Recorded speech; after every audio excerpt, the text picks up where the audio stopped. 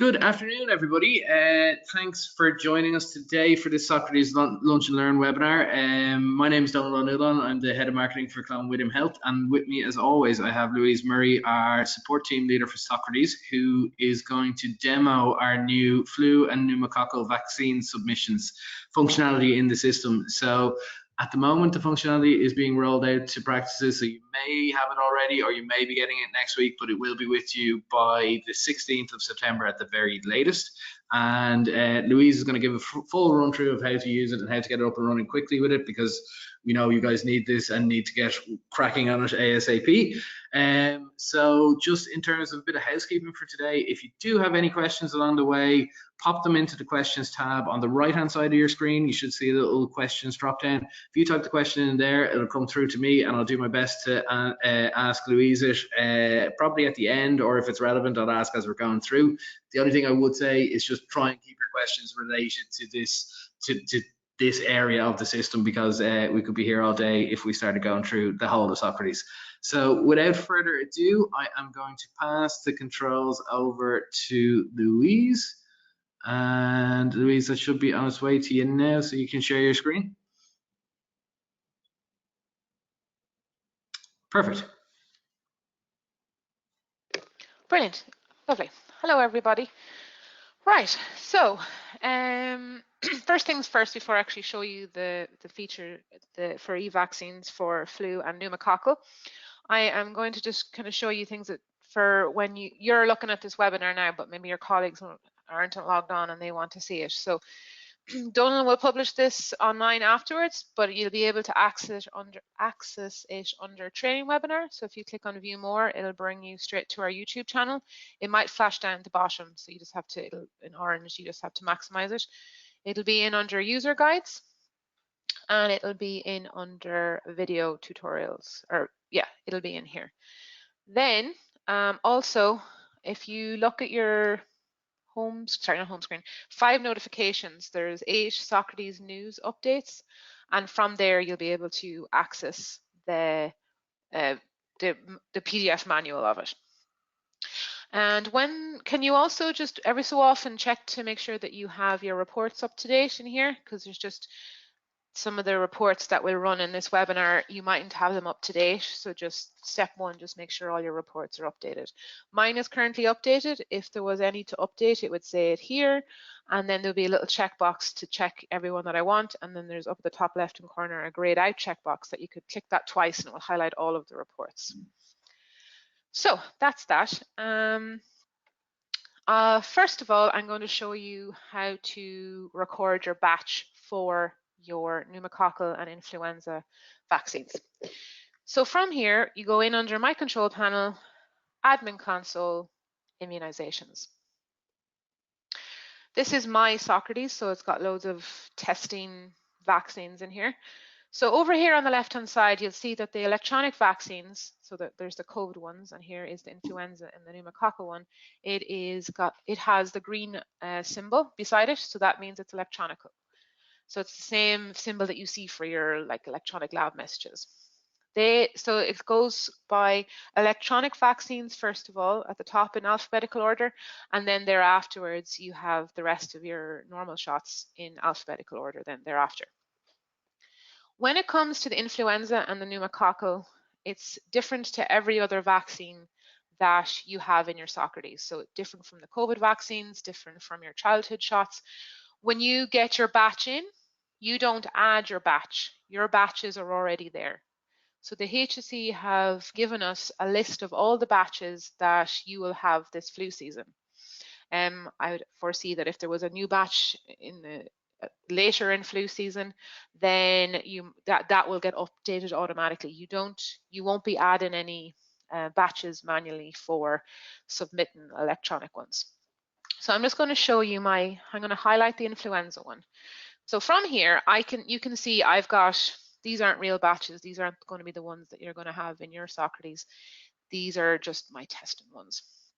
So what you're going to do is you're going to go into your influenza, the electronic one, by clicking on the symbol, and you're going to see all the available batches that you could possibly get.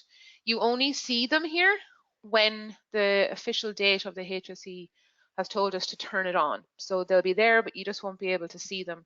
We're going to send it down with some updates, so it'll turn it on for you, that it'll be visible. So before that date, I don't know the exact date, but it will be, you'll be able to see it in there to add in the batch number. So from here, I'm going to highlight this one here, and you can see I said here previously that there's a batch count of 100 and 100. So here is the childhood nasal spray one, and here is the adult ones down here at the bottom. So you're going to use the same influenza shot for both your children and your adults. But when you're given the vaccine, you're obviously going to choose, for the childhood shots, you're going to use the nasal, and for the adults, you're going to use the injection. So when you get your batch in, you highlight it, and you basically, down here at the bottom, you fill in your batch count. So I'm going to say there's 100 of each, and I'm going to say update. So from here, you can see there's 100 of them, 100.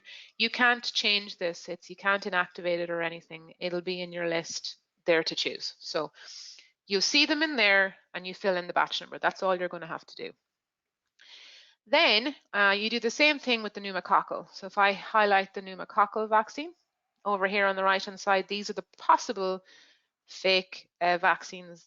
These aren't real batches, once again, that will be appearing in your Socrates. So you basically highlight the batch that you have received, and you say how much you've received. So 100 and 100, or whatever it is that you've received, and update. That's all you're going to do when it comes to the pneumococcal and the influenza vaccines. So the next thing I'm going to show you is to actually do this in a chart. So I have some test charts in here. I think there's some clicking going on there, Donald. I think you might be replying to people. I can hear the clicking. Sorry. You're all good. Right, so from here, I'm going to go into a chart and administer the vaccine. So up here at the top, we have, I'm going to go consultation and search for someone, but I just have them up here under patient and the history of the last people that I went into. So I'm going to go into Aisling. So to submit the vaccine, you need to have a HealthLink cert. For both the pneumococcal and the influenza, you need a HealthLink cert, because that's the kind of middle ground person. It goes through HealthLink, and they send it off to the relevant departments. To submit a pneumococcal vaccine on your machine, you will need a PCRS cert and a HealthLink cert. The reason why you need the PCRS cert is because it needs to authenticate the person's GMS number. Something similar to the CDM visits. You can't add in a CDM visit if you don't have a PCRS cert, because it's authenticating your GMS number. So that's something to take note of.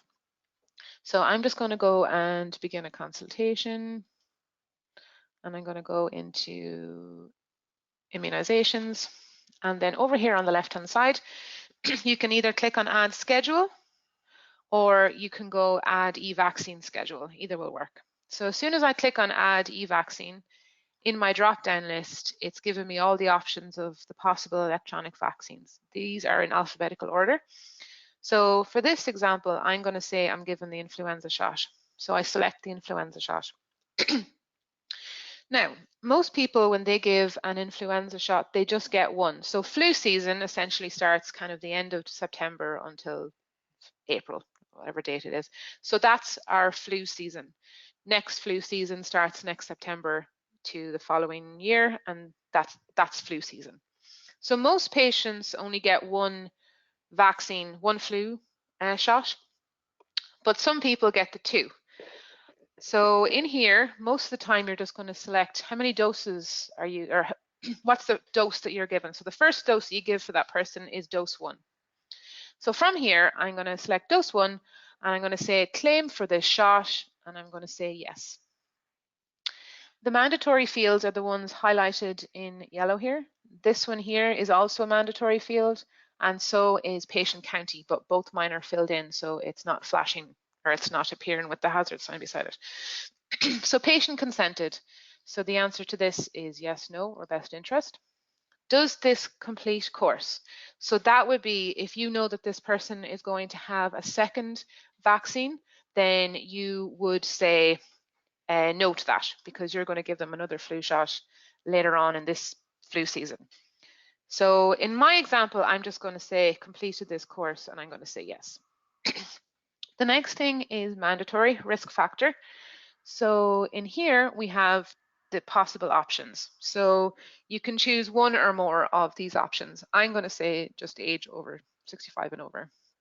You could choose any of the options. These are the list of them all. So I could choose a variety of them. Doesn't have to be just the one. So I'm choosing that those are the reasons why I am given the vaccine. The responsible doctor is myself. I made myself a doctor. If only it was that easy. And then underneath that, there is my PCRS contract number. So similar to the COVID vaccines, it's their GMS number that goes in here. So underneath this, you have patient county. It's brought that in from my patient details. If that wasn't there, I'd have to choose it. It's a mandatory field. You don't need to fill in ethnicity, mobile number, email if you don't want to, but the PPSN is mandatory. You can't proceed without it, because that's how you would normally claim for it. If you were to go on to the GP application suite, like last year when you were manually claiming for these vaccines, you would have had to have the PPSN number of the patient. So the next thing is I'm going to click on the next button. And from here, I am going to fill in the details. So in here, we have immunization, date due, HCP vaccinator, HCP number, date given, batch number. So the only option that I see in here is the adult vaccine. And from here, the only mandatory field that I have to fill in is where I have given it. So left deltoid, whatever it is that you've given. The rest of the stuff, if you want to fill in any other relevant information, you can, but you don't need to. So if I click on save, this is now getting submitted off to via HealthLink to the HSE. So that's it gone off there now. And if I hover over this icon, it'll say claim awaiting acknowledgement. So when it gets sent off and then you download your lab messages also contain other things like the responses for your vaccine, out of hours messages, your CDM responses, your eCerts, it does everything. So when you download those messages, it should also download a response for this.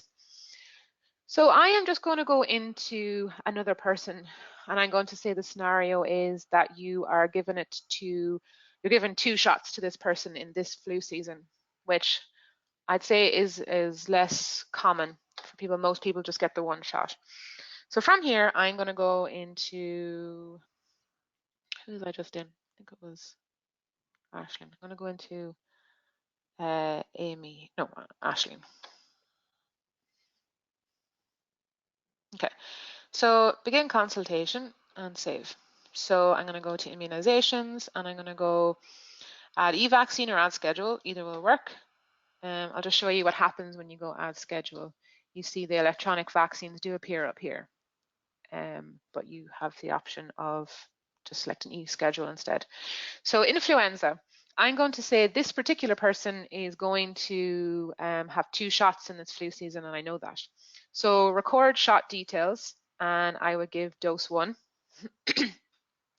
Then claim for this shot. The answer to this is yes.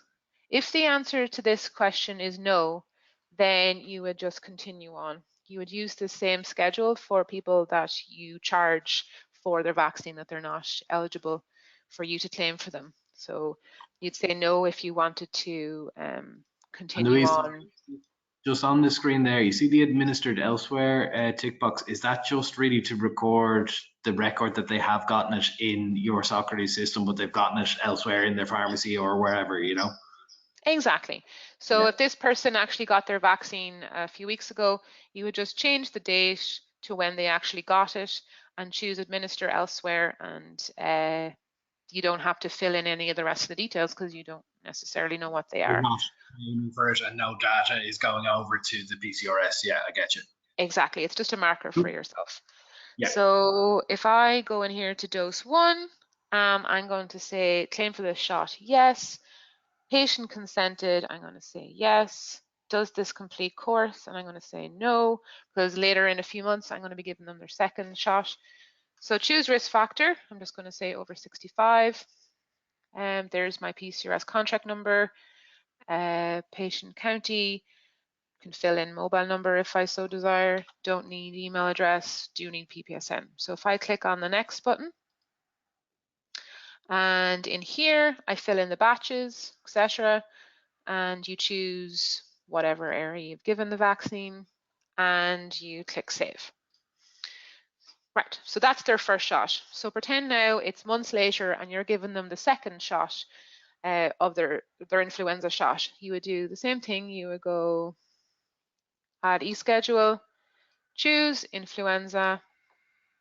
This is just coming up saying influenza was previously administered today, so you wouldn't be given the second shot today, but this is just, I wanted to show you what you would do next. So a few months later in our scenario here, we're given the second shot. So we're going to choose in the drop down now, we're going to choose dose 2. And you would say claim for shot, yes. You'd fill in this the exact same way as we did for shot 1. Yes, so is this clinically necessary? And we're saying yes to this question. Risk factor, it knows that that's what it was the last time I gave the vaccine. In here, it's got the PPSN number, and I am clicking on next. Once again, just fill in the vaccine like normal.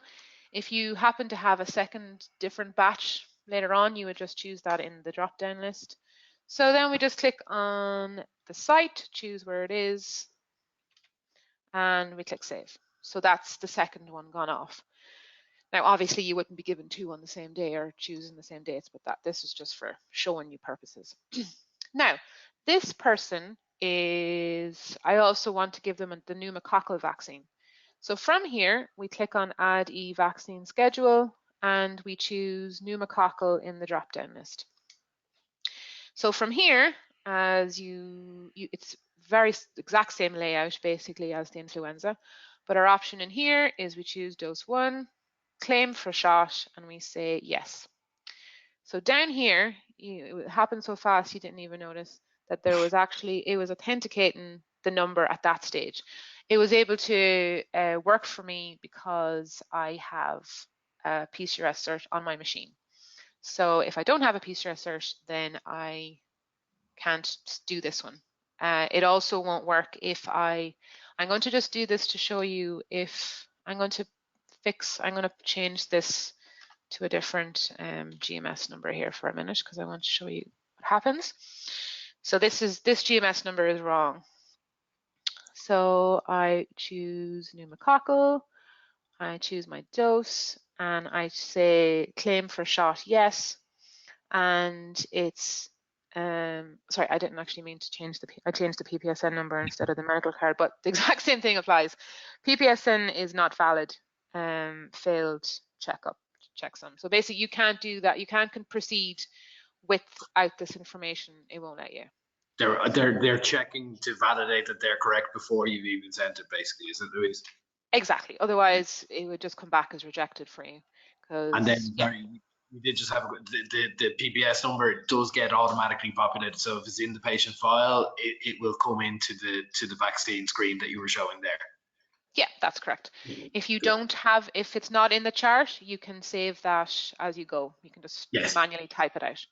Okay. So I'm going to add the vaccine. Did I change this back to? Yeah, I did. So add e-vaccine schedule, choose pneumococcal. Right, now I'm definitely giving it this time around. So claim for shot, yes. And it's authenticated everything down here at the bottom and everything's correct. Patient consented, yes. PPSN, yes. And medical card down here. So next. Then once again, you just fill in the shot similar to any other shot that you've given. It's given us all the possible options that they have for pneumococcal, and you choose where you have given the shot. Then we click on save and off it goes. So I'm just going to show you one more time for a child. So if I go into a patient here, we have this person as a child. I'm going to begin consultation, go to immunizations, add e-schedule, and we're going to choose influenza. Dose 1, if claim for this shot, yes. And then patient consented, yes. Complete the course. Does this complete the course? Yes. Choose risk factor. I'm going to say child with respiratory issues. And then once again, fill all this in. That's a valid PPSN number. Click next. And in here, the only batch numbers that we see, well, we actually see all the batch numbers because I didn't realize that you could give a child, if you don't have any of your inhaler left, you could technically give a child a dose of the adult. I didn't realize that. So in here, it's shows batch number and site. This is the site that everyone's going to see. It's going to choose the correct site for you because it's the only option. It's a nasal spray. And then if you want to include the mother's name for some reason, if you wanted to, you could. So now we're just going to click on save. So in the batch number option, we see all the nasal options. We didn't see that for the adult. And we click save and off it goes. So they have gone, if you want, you need to keep on top of your actual vaccines to see that they're gone and there's nothing coming back as rejected for whatever reason. So to check to see what's going on, you go into My Control Panel and then Claim Tracking. So it's the same area that you have for all your other claims like CDM, cycle of care, chronic disease, or e-certs, etc. So in under immunizations, I'm just going to look at the electronic ones and I'm going to say, so these are the different areas, not sent, and these are all the sent ones that we've done. So it's a mixture of the COVID one is an electronic one, so that's the reason why it's there. So these are all the ones that have been sent, and if they come back as rejected, they go into the rejected list. And if there's a rejected reason over here on the right hand side, it'll give you the reason why it's rejected. So might need to, whatever the reason is, you just fix it and submit it again. So when you go into the sent list, I just wanted to point out something that's changed in one of the last versions that people find, because when you double click on one of these, it just shows you the vaccine you've given. If for some reason you need to look into that person's chart, it's now available to see from down here. You can see there's the chart, PPSN, what shot, and so on. And if I click on the blue, it'll bring me straight into the chart to see, just if you need to go in to look at it, make some changes or whatever it is, and then you can come back and resubmit it if it came back as rejected. So the next thing you will want to know is, close out of these charts, Windows, close out Windows. So you will want to know how to return people. You might want to send them a text, maybe add in an alert into their chart, something along those lines. So from here, you do that by going to the reports, sorry, communication, no, third time lucky, My Control Panel, find your tool. So from here, you can, let's just say I want to return everyone that's due a pneumococcal shot. I think the best option for that one would be to go new list, immunization, and patients who have not been given shot X between dates. So you go patient who have not been given shot X between dates. The window will come up here. So we want to know, I think it's, I'm pretty sure it's every 5 years the person can come back and get their pneumococcal shot. So I'm going to go back 5 years. And in here, I choose the shot. So from here, like you might have had different pneumococcal shots over previous years. You might have added a couple of them. So in here, you just add in all the pneumococcal shots. These are in alphabetical order. Okay, so I have 2. So there's pneumococcal. I add that in by clicking on the plus. And then I go down to the other pneumococcal called pneumococcal flu. I don't know. This is test stuff. This isn't real. So I'm just going to say it's that one because I think someone just was rename and stuff for testing purposes. So from here, I want to return everyone that's not had a pneumococcal pneumococcal vaccine in the last 5 years, because you might want to return those people in. So from here, you can choose your ages. Maybe it's people from 65 to whatever age that is. Just fill in your criteria. And then you say, okay, I'm just going to go to a shorter age bracket because I have a lot of people in that age bracket. So I just say okay to that, and it generates the report. So from here, this is in alphabetical by surname. Up here at the top, it says how many people are on the list, and in my one, I have no mobile numbers in my test database. So if you wanted to send off a bulk SMS, you just click bulk SMS, and you type out your message. You might have a pre-typed out template that you just select. You just select it, and it'll go into the window here. And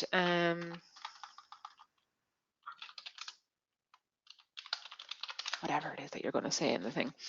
So I think it's quite important, well, a good idea to, when you're sending off the pneumococcal vaccine or the flu shot to tell people to come in, it's a good idea to mention in the text to say, can you also have your PPS number with you when you come for your vaccine, because it just will be helpful, because you probably have most of them in your Socrates, but maybe include that in the text to say, make sure you have your PPSN with you. And in there, you just send it off then. So if, say you might have 100 people that have returned on this report in your Socrates, whatever you've returned, 100. And then you have, out of those 100, you have 30 of those people that have consented to a text message to receive them. If I was to click on send there now, it would only go to the 30 people and not the 100 people, because of the send messages to consent to patients only. So if you decide that you want to send it to the 100, you would untick the send messages to consent to patients only, and it would go to the 100 rather than the other amount that have consented. So the next thing I'm going to do is I'm going to show you how to return everyone that is eligible for the flu shot. So I just go new list, and I'm going to go patient, and I'm going to go, IPCRN flu finder. So from here, you have the flu finder header there, gender, leave that blank, patient type all, default HCP all, GMS doctor all. And in here, we have ICPC2 and ICD-10 codes. I only want to return people that have one of these active conditions. So if they're asthmatic, that the note in their chart is active as an active condition. Then underneath this, it says only patients who have attended within the last 5 years. If you decide you wanted to send it to everyone, you just untick that. If you decide that you actually want to increase or decrease that amount, you could say in the last 8 years, or you could say in the last 3 years, whatever it is that you want. This one down here, it says exclude patients vaccinated if given within the last 5 months. So this will be more useful when it comes to like maybe December, January time, when you might want to send out another text for people that haven't turned up. It will include, so say if you had, once again, 1,000 people that are eligible for the flu shot and 400 of those have come in. You don't want to send a text to those 400 people again. You only want to send it to the 600. So that will exclude everyone given in the last 5 months. And in here, it says subselect vaccine type to display. So this is random shots that have been added in my test Socrates. Yours will look different. In here, it's linking all the flu shots and influenza. It kind of knows this, but other stuff like hepatitis A, I don't need any of those because those aren't valid. Or test. So you just untick everything in here. You mightn't have any. Untick ones that aren't actually anything got to do with the flu shot. And then you say okay to that. And it's now given me a report. So in my Socrates, I have hardly anyone that's eligible for the flu shot. So from here, you can see up at the top, it says all patients, so that's 97. Valid numbers is 11. So out of that, 11 of those have a mobile number. So you can go bulk SMS. Once again, choose your template. If you want to send it to everyone, untick this and send the text to everyone. If you just want to send it to the ones that have consented, leave that ticked. If you are, for some reason, which is probably very likely that you might be running this report late of an evening, you mightn't want to send the text right that minute because it's too late for anyone to ring. You can schedule a future date instead. So you might decide, I want to send this tomorrow at 10 a.m. You can change that to a 10 and then send, and then it will go out at 10 a.m. the following day.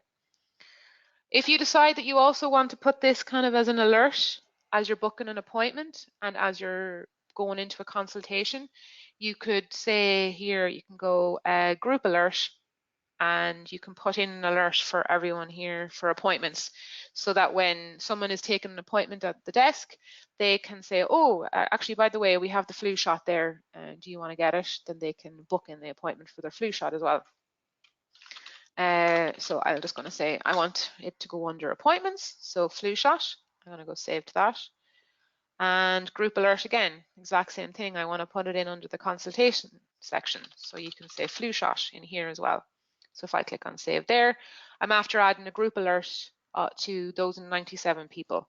So say if I have one here called Suzanne Blogs, so 1985. If I wanted to book an appointment here for a person,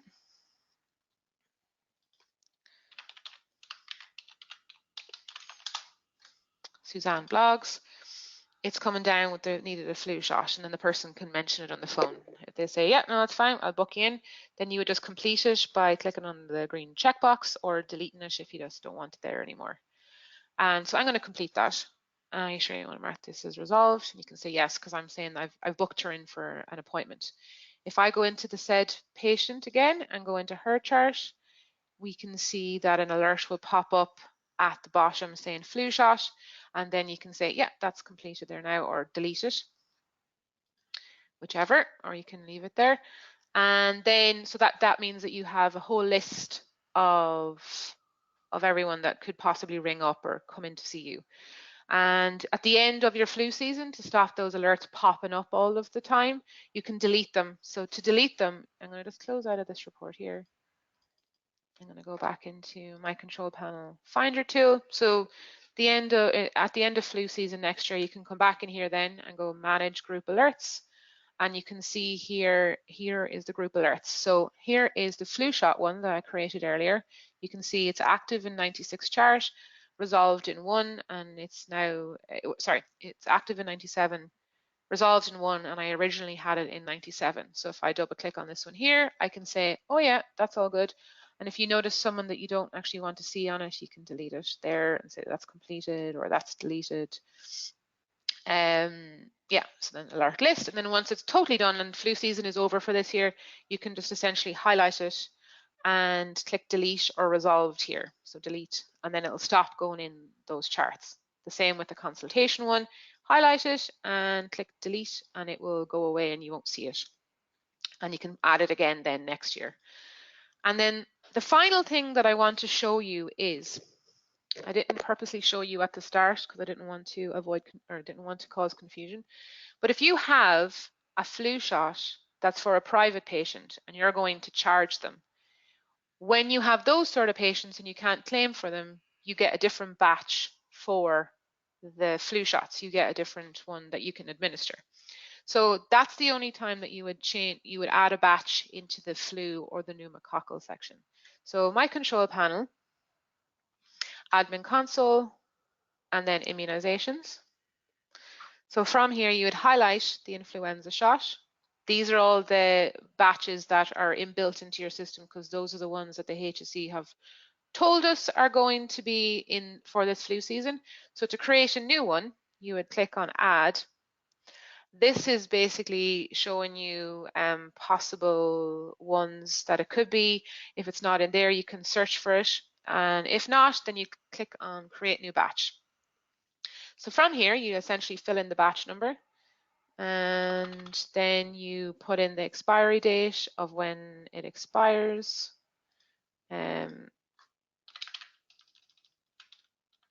and you choose the batch number. You've got 10 of them in. Default site, you can choose that. Default method, IM, so on, dose. And you choose the drug. So it's a private batch. So I click on the button with the 3 dots and I choose the influenza one that I've got in. And then you can choose your availability time. You can say it's available from whatever date to whatever date. And you click on save. So now it's in my batch section there. So you only add in a batch number under influenza or pneumococcal if it's for the private patients. You don't add it for the shots that you're given to people that you're going to claim for. I hope that makes sense. And yeah, that's pretty much it. Anybody have any questions? There's a few, Louise, yeah. Listen, first of all, there was a few questions just around the PCRS certs and the HealthLink certs. Do the guys need to get new ones, or will the ones that they have already work for this too? Yeah, so it's if your HealthLink cert is working now, it'll work for submitting the vaccines. Obviously if your HealthLink cert isn't working, then you need to get a new one. But if you have a working one and it's been working so far, you don't need to get a new one. The same with the PCRS certs. If they're working, you don't need to change anything. Cool. And then one about someone who has 2 GMS panels in their practice and their nurse can only have one cert active on her PC. If she vaccinates and submits a claim for a patient on the other panel, would that cause an issue with payment? I'm sorry, repeat that question again. I got most of it, but I didn't understand the first part. So there's 2 panels and the nurse can only do what? The nurse can only have one PCRS cert active on her PC. So if she vaccinates and submits a claim for a patient on the other panel that the cert isn't there for on her PC, would that cause an issue with payment? You wouldn't be able to authenticate it, I don't think. So I think I understand the question. If you have, just kind of going back slightly, if the nurse can only see one, there's a PCRS cert on her machine. If you have numerous doctors that work in the same practice, or even 2 doctors, the doctor has 2 panels, you can link that under the one PCRS cert. I don't know how to do it, but the PCRS should be able to link both of them together. Okay. I think that's what she means. Or yeah, no, I think that's what she means. She should be able to see, if she goes on to the GP application suite, she should still be able to see the 2. No, I'm nearly sure it should be okay, but I'm not 100% sure. Basically, if there's a problem, I don't think there will be. If there is, we can have a look at it on one of the, as she gives them. I don't think there will be, but yeah, I don't think she'll have a cert or an issue. But I'm not 100% sure I understand the question. No problem. Look, if we haven't gotten the question right there, just drop an email to support@clonwilliamhealth.com and we'll pick it up and the right answer. Okay, and so is it possible to print off a report of patients who had the vaccine administered elsewhere? If I go to the report section, so okay, immunizations administered, include administered elsewhere.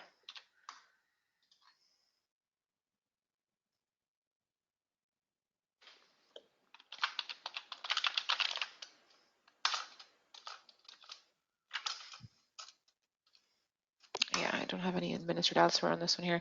There is the one here,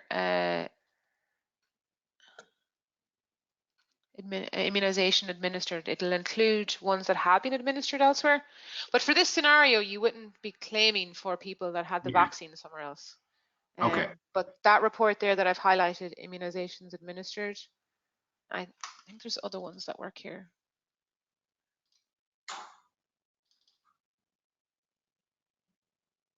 Yeah, so from here you could choose it in here and you go include administered elsewhere.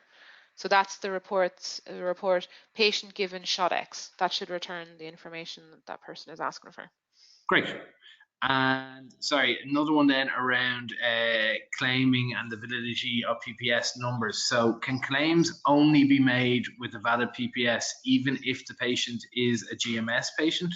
So I think like previously or on paper claims, the PCRS would have accepted just the GMS number for the claim, but for this one, does it have to be both? Yeah, so when it comes to the flu vaccine, you don't need your GMS number. So you have to have, like the GMS number isn't needed for an influenza shot. Okay. So you have to have the PPSN. But if I go into someone here, if I go into Amy here, it's just a quick example, patient Elizabeth here. If I go into her and I look at her details, we can see if the person has a GMS card, and I think I've gone into Elizabeth. I needed to go into Amy. Sorry, Amy Murray. If you know their GMS number, you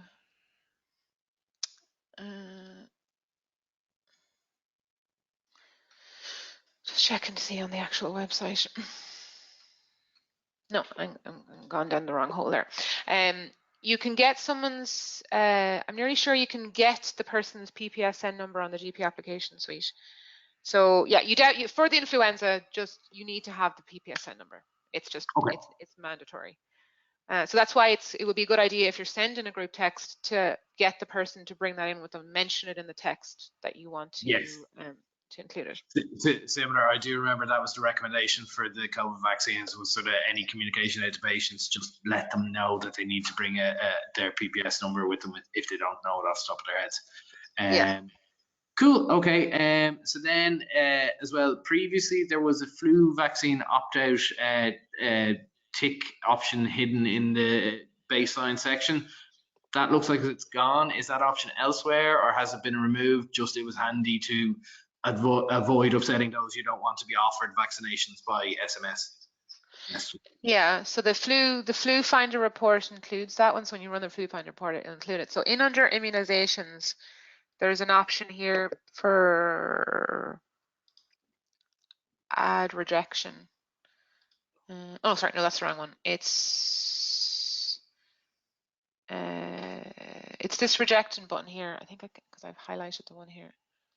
There's a reject button here for rejecting the shot. So if someone doesn't want the flu shot, okay. they reject it there. I don't remember why that's grayed out. But yeah, the reject button down there basically is for rejecting the flu shot. It doesn't need to be in a chart that doesn't have. It's that reject button basically. There you'll see it. No worries. Yeah, cool. And then, sorry, just another, Tara actually just let us know there that you can get the PPS number on the monthly GMS listings or on the PCRS as well, just to let people know. Perfect, yeah, exactly.